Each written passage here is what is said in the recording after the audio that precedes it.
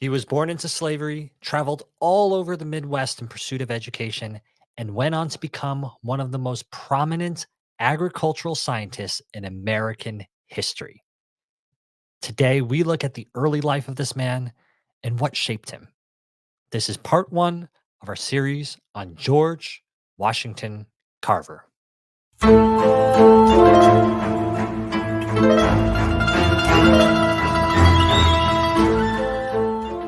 Hush, Mary swayed in lullaby rhythm. Hush, she whispered to the wail that rose from her arms. The January night was cold, and the fire before which she warmed her sick baby was small. It flickered over James, half buried in his trundle bed, a callously healthy child who slept where he was laid. The little one's father, Giles, used to come over from Colonel Grant's place times like this to be with her, but he was dead now. He had been hauling wood up to his master's house. "There's been an accident," Dad told her. "A heavy log." "Hush, little George. Doesn't your mother have sorrow enough?" Little George coughed and choked and strangled, and Mary poured honey she had doctored with tansy into his mouth. Other children had whooping cough and were none the worse for it, but he was so tiny and puny. He had been born in 1860 and had spent the first year of his life during the brutal days of border war between Missouri and neighboring Kansas, when farms lay desolate. Men hid their families and their animals in the deep woods, and nobody had enough to eat. A scream stopped in her throat as the door burst open, and a chill blast crashed it back against the outer walls of the cabin. "Run, Mary!" cried Moses Carver as he scooped up the sleeping James and was gone again into the woods. Mary knew what she must do, but icy, naked terror held her in a monstrous grasp, freezing her muscles fast.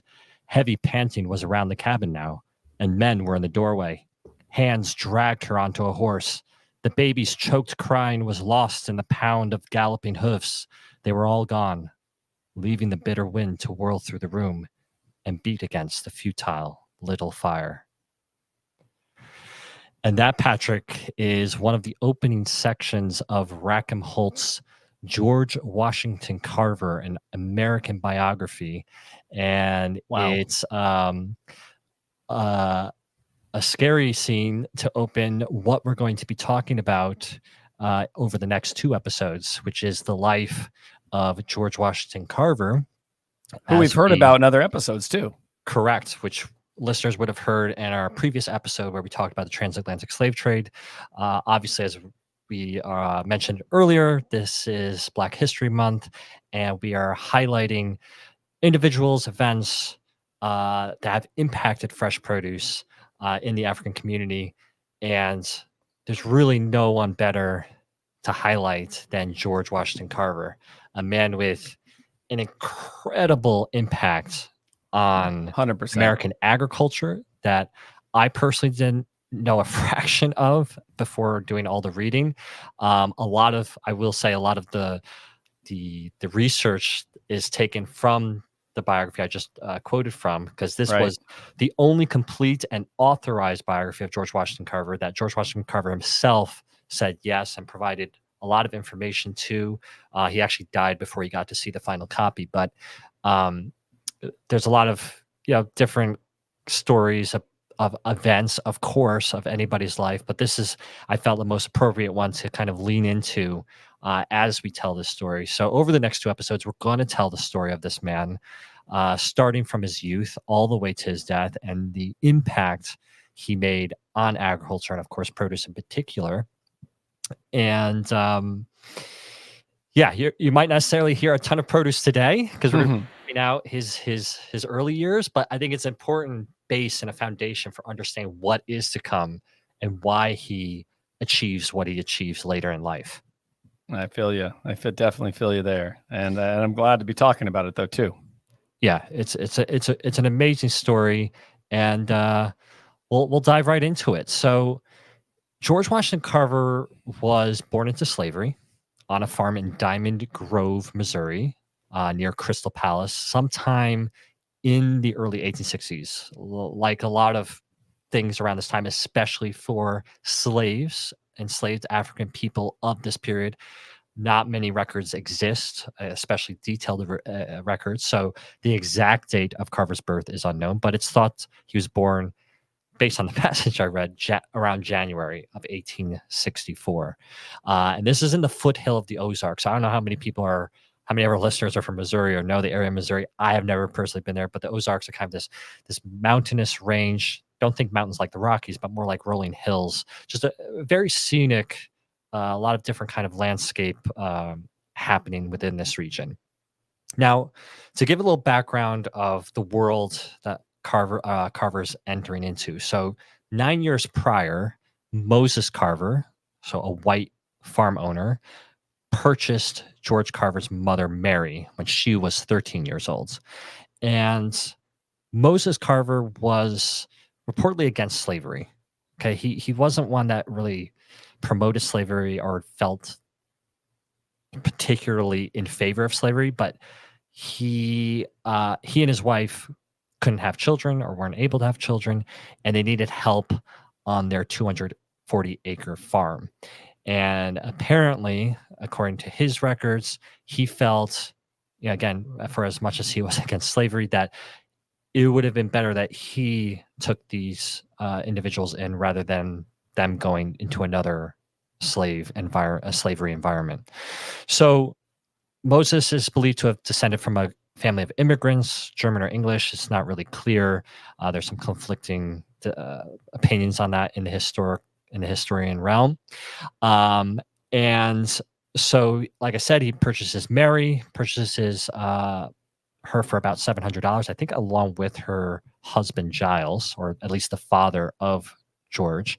And like you would have heard in that passage, Giles, George's father, dies before George was born, and his sister and his mother are kidnapped by night raiders from Arkansas. Again, that scene I painted from the book at the beginning of this episode. And these were called bushwhackers. And bushwhackers, when I first heard this term, I had no idea what that was. But apparently they were Missourians who had fled to these rugged backcountry and forests to live in hiding and resist Union occupation of these border counties. And so they would fight Union patrols, typically ambushing and these small skirmishes and things like this. And so these are the kinds of people kind of running around this region at this point, because during the American Civil War, Missouri was this hotly contested border state. It was not officially part of the Union yet. It was a territory. And it was populated by both Union and Confederate sympathizers. And for Carver in particular, Moses Carver, it was kind of a weird situation for him, because he was pro-Union but had slaves, and against the Confederates, but again had slaves. So it was kind of a weird position for him. But that is the environment that we find Carver being born into, the very tail end of the Civil War. And George had a brother, James, which we heard also at the beginning. He's protected by Moses. He's rushed away when these bushwhackers come into the property of Moses Carver. But these bushwhackers do end up taking George's mother, Mary, George himself, and his sister. And they all end up getting sold to what is believed folks in Kentucky. And so Moses Carver is very upset by this, obviously. Not only is it his property, the enslaved people that he has, but they've become part of his family. So he hires someone by the name of John Bentley, who's a Union soldier on scout duty, to basically go find them. And he tells him, if you find them, I will give you so much property and so many horses. Just bring them back to me. And so John Bentley goes around searching for George, Mary, and his sister. And unfortunately, he's unable to find any of them except for infant George, who ends up actually apparently been abandoned by the raiders. And so he returns him to Moses Carver, and Moses, because it was only a portion of the people he was looking for, ends up actually giving him one of his horses, which is valued at 300. So Moses was a horse breeder of sorts. So George returns back to the Carver homestead very soon after slavery is abolished, and obviously with the end of the Civil War. And Moses Carver and his wife Susan end up adopting George and his older brother James as their own children, and as such, they raise them. And George really becomes, well, I think it's important to understand what kind of person he is, because as you touched on it also at the beginning, he was kind of a frail baby. He was sick, and he would end up being a pretty sickly child, and eventually somewhat of an adult later in life. And according to his own words, he said that it was a constant warfare between life and death to see who would gain the mastery. Now, some historians have argued that's maybe a little extreme, considering all the things he ended up doing as a child. But he was certainly, he did have problems from a health perspective. And because of that, he wasn't able to work on the farm like his brother James would. He ended up spending more time with his adopted mother, Susan, who would get him involved in domestic chores like cooking, embroidering, gardening, doing the laundry, things like that nature. And but he always had this overwhelming, um, just taking over sense of wanting to learn. And so he would study things very closely and watch people very closely and really absorb those things. Some of the things that are mentioned in the book, some of his key statements he would apparently say as a kid is, "I can do that," or "Why is that?" "Why does this happen?" or "Why does that happen?" So very curious, very aware of his surroundings and what's happening. And so, at a very young age, he also gets a keen interest of plants. He spends a lot of time outside in this environment. He has a forest nearby. He goes into the forest and he just feels at peace in the forest. He feels like he's um, communicating with a higher being in this forest. And spirituality is another key element to Carver's identity that runs through his entire life. And while he's in this environment, he he learns a lot about plants, not necessarily from like a textbook, but he gets very hands-on with plants. He's up close with them. He's trying to figure out why they grow the way they grow, how they react to certain elements. And as such, he gains kind of like a green thumb, and he's able to grow plants in a what he calls his secret garden, which is basically this small plot that he kept hidden deep on the property, about 3 by 6. And he would grow his own plants there. He was trying to see, okay, well, if I move this flower next to this flower, if I put them close together, will they mix? He really wanted to mix the colors of flowers, and he thought by putting them next to each other that they could do that. So it's basically hybridization, right? Early concept of hybridization. And he became so well known for his ability to handle plants. He actually even became coined as the plant doctor in his community. So plants became a very big part of his life at a very early age. Um, and he even ended up coming across, when he was visiting or stumbled into one of his neighbor's houses, what was he described as one of the more impressive houses in this community. He stumbled into the parlor and noticed these paintings hanging on the wall, and it was the first time he ever saw paintings. These and it just amazed him, and he obviously figured out that these were made with people's hands, and he became so fascinated with the idea that somebody could make such beautiful things, colors and imagery with their hands, that he decided that he could do it and he wanted to do it. And so he would go into the forest and he would take anything he could to paint. For the paint, he would take berries, bark, um, as his medium of putting the paint on. He would take glass or cans, wood, anything he could, and he would fashion his own little brush and he would start painting and drawing and doing whatever he could. Again, very secretly because it wasn't something that people, you know, were overly enthusiastic about. A kid spending time painting. You should be working or doing something more productive. But that was something he also got very passionate about. So we already see his very close ties to environment and art at this very young age. And I mentioned spirituality, and spirituality does become very important to him. And there's a story he tells that um, he played with a number of kids in his community, and he wanted to contrive some crutches for a crippled boy so that he could play with the other kids. But he couldn't just do that without tools. He needed a knife, but he couldn't just manufacture a knife either.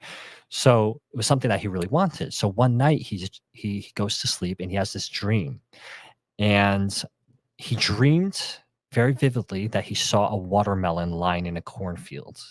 It had been cut, it was partially eating, and the rind was laying at the foot of three corn stalks. And then also lying at the foot of three cornstalk was this tiny lady's knife with a black handle and two blades. And so he wakes up the next morning. He eats as fast as he can his breakfast, runs outside, goes directly to the place he saw in his dream of the property, across the furrows, and there he sees the three cornstalks. And then from there, he sees the remnants of a watermelon. And there next to it, he sees the knife. And he ends up, obviously keeping that knife, something that he keeps with him always until he was an adult. But the vision that he had in that dream did not seem strange to him then. And he didn't even consider that a special gift or anything really, nothing odd. He said, and this was his words, "It is easy for me to foresee things." So he didn't mention it as a child because obviously it would be tied up. It was tied up somehow as faith and religion, and his adopted parents, the Carvers, weren't really big into into the Bible and that sort of thing. But for him, this was a sign that he was getting direct communication from this higher power, from a god or higher being. And that would really identify who he was as a person going forward in life, that he felt safe, that somebody was there watching over him and that he could communicate with. Isn't that crazy? Yeah. Yeah. I mean, So it's definitely amazing journey of his early life, understanding what he wanted to do or what he was going to be about, right? yeah, I mean, it's these are key defining things of his life at a very young age. And again, at this point of the story, it's meant to just lay the framework so you understand kind of where he's coming from, because these themes will reappear as we go through the story. And like I mentioned, he was very interested in learning. And his adopted mother, he called her Aunt Susan, gave him this speller book. It's like a child dictionary sort of thing. And because he really wanted to learn how to read, write, and these things, so she gave him that, and he ended up basically like memorizing almost the whole thing. Again, never read, never did. He taught himself essentially. Yeah, 100%. And he just couldn't quench that desire for learning. And so one day he mustered up enough energy to tell Moses and Susan Carver, "I want to go to school." And there was a school in Neosho, which is basically like the community center or seat of the community, the major city of the area. They had a colored person's school in there because, again, there's segregation at this point. Whites and black people are not allowed to be in the same schools. And so they say, yeah, you can go there. So, and this is a big deal. This is a big deal because this is a school that's not near home. It's about 10 miles away from home. And he's going to be abandoning the security of home, the safety that lies in this familiar things. He's never been outside really of his home. I mean, yes, he's gone on a few trips with his father to Neosho and things like this, but otherwise he's been isolated. Um, so he enters Neosho, and when he reaches town, he finds the school closed because it's nighttime, and so he's looking for a place to sleep, and he sees this barn, and obviously a barn he's very familiar with, having grown up on a farm, and so he settles in for the night, and the next morning, a woman appears from the outside, and her name ends up being Mariah Watkins, and she asks him, who he is, and he goes, I'm Carver's George, because again, as an enslaved person, you didn't have a last name, you didn't have a middle name, you had your name, and his name was just George. And if you wanted to identify yourself more specifically, you identify who your master or your owner was, and that was obviously Carver. So he was Carver's George. Um, and it was at this point that Mariah said, "Well, your name is now George Carver," and that's when he first got his first and last name, if in his mind at least. And George really liked Mariah, and Mariah. Just to give you a little bit on Mariah, because there's a lot of characters that enter his life that play a significant role.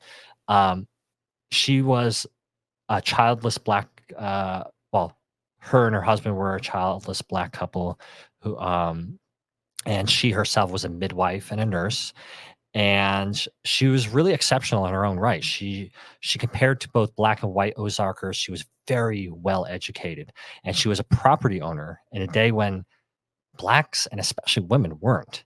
And she was really beloved by her community in Neosho. And as she was really a sought after nurse and a midwife. She delivered and cared for hundreds of babies in the areas. So she was really a key person in our community, a person that people respected and loved. And so it was to George's benefit that he would run into such a person. And she offered to take him in and give him shelter. And so there was a contingency, though. He had to work.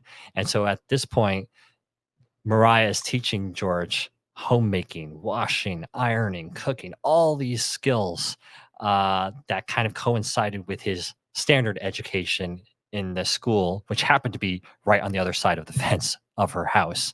And so he spent time there for 2 or 3 years doing this, living at her house, doing house chores whenever he wasn't at school learning. And and another thing that Mariah made very clear is that he wanted him to learn. He wanted him to learn everything he could and then go back out into the world and give that learning back to the people. And that was a huge, huge moment for George, and one that stuck with him later in life as well. And it wasn't before long that, he kind of just completely mastered everything that the teacher could teach him in this school. It was taught by another African American, Stephen S. Frost. It was a class of about 75 children, and it didn't take long for George to supersede everything that Frost could possibly teach him. So now again, he's left hungry for education. Yeah, and I think that puts him on the road to a high school diploma, which today, in today's world, right? What high school diploma is like, you got to have one, but back then it was a little bit different, wasn't it, John? I mean, to get a high school diploma, even to get through, like they say, those elementary years was, if you graduated sixth grade, you were a scholar back then, right? So yeah. Let's talk about that a little bit, because on the road to his high school diploma, even at the age of 13, because he wanted to attend the academy there, he moved to the home of another foster family. So in Fort Scott, Kansas, Miss Payne, George came to become a cook. Okay. So whenever he had saved a small sum, anything, he went to school and he learned very quickly. Now, as money ran out, he did have to seek out other jobs. So George was working for a colored blacksmith whose wife was an invalid. So when he encountered that stark horror, it was a very big scene for him too. So he had been sent on an errand to the drugstore one afternoon about 4:00. Around the jail, which was not far off, a crowd was gathered ominously. Now, Darkness was falling as he returned, and more men were joining the mob. Its roar mounted in a bestial crescendo until the citizens of Fort Scott finally tore the Negro prisoner from the jail. On the sidewalk directly before the blacksmith's house, they beat out his brains. Women and children snatched at bits of him for souvenirs. They dragged the bloody mess to the public square, poured oil all over it, and set it alight. The stench of burning human flesh rose in a noisome pail. It's filled the boy's nostrils and seeped like a black cloud of terror into his brain. He shuddered through the night, and before daylight could reveal the scene of man's ferocity, he was away out of that place forever, John. And how impactful, everyone, just by reading that, my heart races. Yeah. I get goosebumps in itself. Man, I can't even imagine. I mean, think of the times, John, that you've burnt hair on your knuckles or lighted a match and you had that smell. Yeah. And, and I say this in a way, even crime scene investigators, they say it's a smell that you will never forget.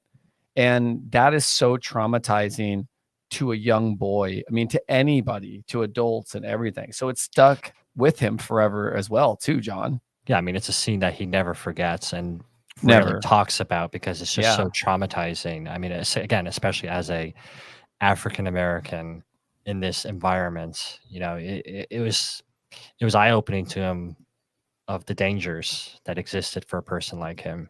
And that would impact a lot of his actions. 100%.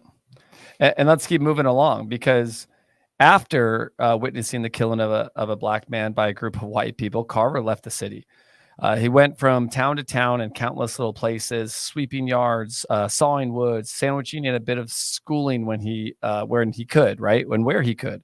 So eventually landed in Olaf and was taken in by Mr. and Mrs. Christopher Seymour.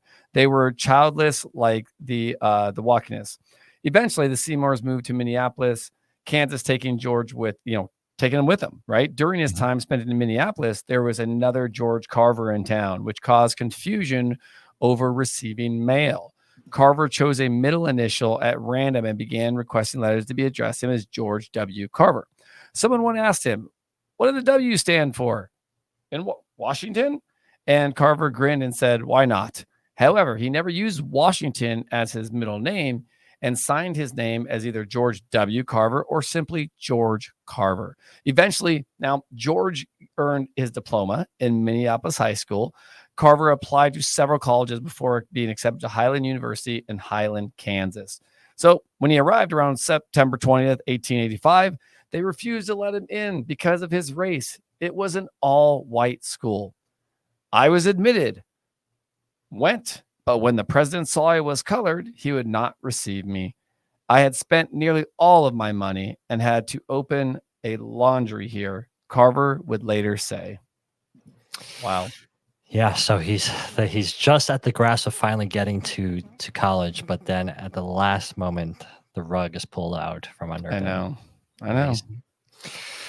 But the story does not end there. So nope. We'll go to break, and when we come back, we'll find out what happens next for George Washington Carver.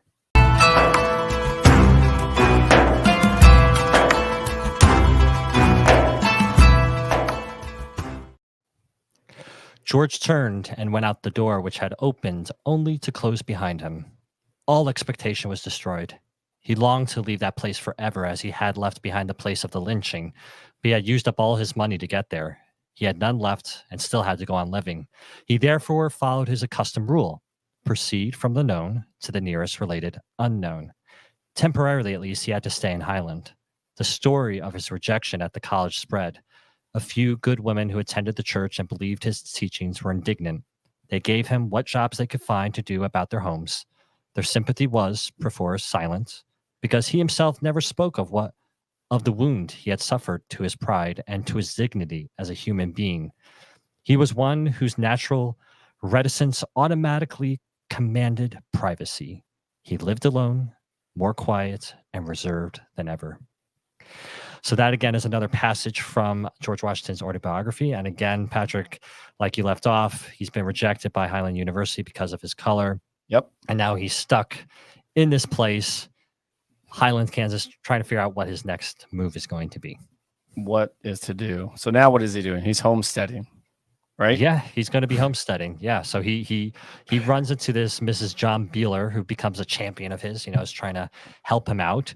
Love And it. actually, her husband was a big owner of a fruit farm just a mile south of town, shipping apples and things like this. So George, as usual, became a helper, a general helper in the households, cooking, cleaning, that sort of thing. And in August 1886, Carver travels by wagon with J.F. Beeler from Highland to Eden Township in Ness County, Kansas. And Ness County was part of this great migration west as pioneers took up the government's free land. So under the Homestead Act of 1862, a person could file a claim at the nearest land office for 160 acres. And then after 5 years of residence, a settler could get the full title of the land. So good deal. Now, so what Carver ends up doing is he homesteads a claim near Beeler, where he maintains this small conservatory of plants and flowers and a geological collection. So he's right at home with his plants and his land. Life is great. But it's a different environment than what he's used to. There's really hardly any trees. There's this prairie land. And so he builds this sod house, which he completes in the spring of 1887. And then Carver moved in a cook stove, a bed, a cupboard, table, chairs, all the things that you need in a home. So again, this is not a big place. It's 14 square foot unit. And he tries to dig a well for water, can't find any. And so he ends up hauling water from his neighbor, the Steely farm, as well as borrowing his farming implements, because Carver, again, doesn't have much. He has a spade, a hoe, and a corn planter. That's it. And so he ends up plowing manually himself 17 acres of his claimed land, planting rice, corn, Indian corn, garden produce, as well as various fruit trees, forest trees, shrubbery. And in addition to all that, all that hard labor, if that wasn't enough, he's also earning money by odd jobs in town, working as a ranch hand. So he is working hard here and trying to get enough money, again, money to be used potentially to further his education down the line. But it ended up being nearly impossible because it was just such an arid place and was really only fit for grazing. So by early 1888, Carver obtains a $300 loan. In today's money, it's about $10,000 at the Bank of Ness City for education. And so by June, he's out of the area. Okay. And he goes again, kind of what he's been doing. He's going through different towns, trying to figure out how he can make a few odd dollars, get some schooling. And the one way he would do this, he would set up laundry businesses along the way, and because it didn't take a lot of capital. All he needed was a washboard, which at the time was 15 cents, a big tin for a tub, which is about 25 cents, and then he could take a barrel and saw it off and make a tub. So easy to set up a business, and laundry, pretty much every town needed a laundry. So it was a good way to make some extra money. And one of the towns he actually steps in to look about was Winterset, Iowa, which was not very far from Des Moines. And it was a pleasant place, but not quite large enough to support a greenhouse. So a place that he could have his own little farm. But he could always turn his hand to cooking. And he applied for a job at Schultz Hotel, which is allowing him to kind of get into this community where he runs into the Milhollands, who end up being this very critical family and couple to help set him up for his next step in life. Which is a big step, we have to say, right, John? And if we move through this, right, I'm going to say the name of it, Simpson College. So it's setting him up for the next big thing. Again, he's going to have a lot of obstacles that he's going to have to overcome. He's going to have to endure a lot through this. So as we talk about this in the late 1880s, Carver befriended the Milhollands, right? The white couple in Winters, Iowa, who met at church and encountered him to pursue that higher education, right, John? Yeah. So despite his former setback, He enrolled in Simpson College, a Methodist school that admitted all qualified applicants, regardless of its race. So we're getting in the right direction here, right, John? Yeah. Which is great. So in 1890, Carver started studying art and piano at Simpson College in Indianola, Iowa. Now, while at Simpson, Carver studied grammar, arithmetic, etymology, voice, and piano. But his main interest was in art, especially painting, in which he had dabbled in as a young man, as we spoke about in his earlier life. Right. His art teacher, Etta Budd, also first year at Simpson, recognized Carver's talent for painting flowers and plants. She encouraged him to study botany at Iowa State Agricultural College, now Iowa State University in Ames. Etta's father was a professor of horticulture there. Founded in 1858, Iowa State Agricultural College, now Iowa State University, was the country's first land-granted university, a group of schools with a mission to teach not just the liberal arts, but the applied sciences too, including, John, There it is. agriculture, right? Yeah. So their students studied soils, entomology, analytical and agricultural chemistry, practical agriculture, landscape gardening, and rural architecture. In addition to more basic subjects like algebra, bookkeeping, geography, and psychology, he was getting the knowledge that he needed. Now, what was one of the leading agricultural schools in the U.S. during the time it furnished the Secretary of Agriculture during the presidency of McKinley, Theodore Roosevelt, Taft, Coolidge, Harding, and FDR all were part of this.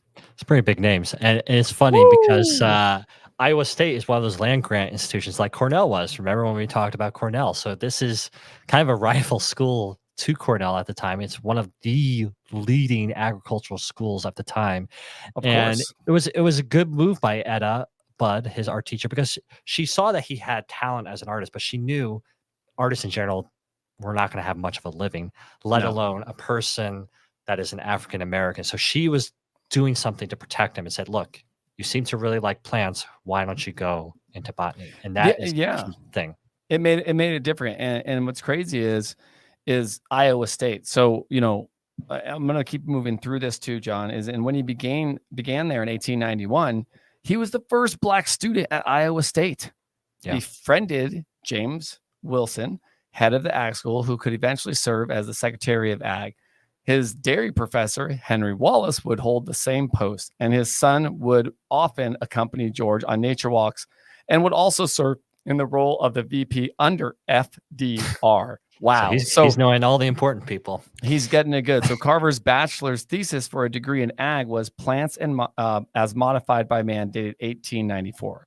Carver became the first American to earn a Bachelor of Science degree, John. So African American too, yeah. Right, yeah. That's so right, as the college was part of the National Guard, male students in lower classes were required to become members of a college battalion. He took military training in Iowa State College, the Cadet Corps, and was promoted to the highest rank of student officers as captain. Now, Iowa State University's Professor Joseph Budd and Louis Pamel, the famed mycologist, convinced Carver to continue because there were for his master's degree. Oh my gosh, right? Yeah. Impressed by Carver's research on the fungal infections of soybean plants, his professors asked him to stay on for graduate studies. Carver taught as the first American faculty member at Iowa State. Now, Carver did research at the Iowa Experiment Station under Pamel during the next 2 years, John. His work at the Experiment Station in plant pathology and mycology first gained him national recognition and respect as a botanist. And why don't you finish up here with, as Carver received his master's of science degree? Yeah, so I mean, he, like you said, he receives his master's degree in 1896, and he becomes the first African American in the country to receive such a degree. And this is a big, big deal. And agriculture is becoming more science-based, so it's a very transitionary period as well. So obviously, this makes news. Everybody's hearing about his educational skills. Yep. And he's being published in articles and things like this, and so naturally he's receiving a lot of offers of schools to join for research and things like that. And there's one particular offer that comes through. And it comes from a person. Well, I'm not going to give you the name yet. I'm going to read you what he wrote first. So this is the letter that George Washington Carver gets in the mail. It says, "I cannot offer you money, position, or fame. The first two you have.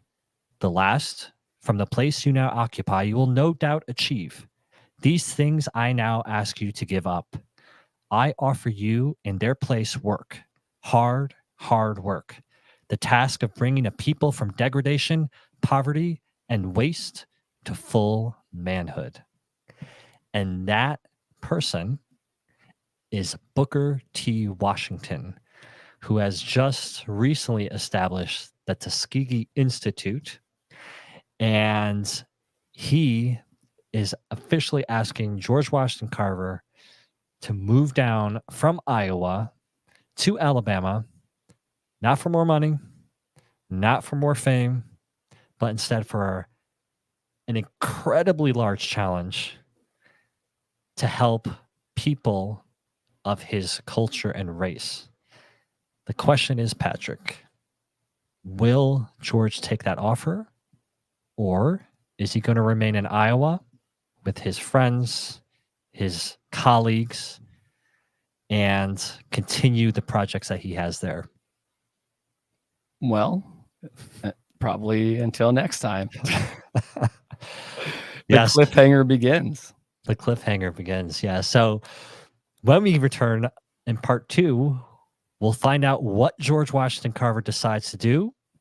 Of course, if you want to hear what he does right now, right after this, you can join, if you are not already, a member of the History of Fresh Produce Club, and find out what happens to George Washington Carver in his journey through life. So until that, it's goodbye from me, John Papp. And goodbye from me, Patrick Kelly.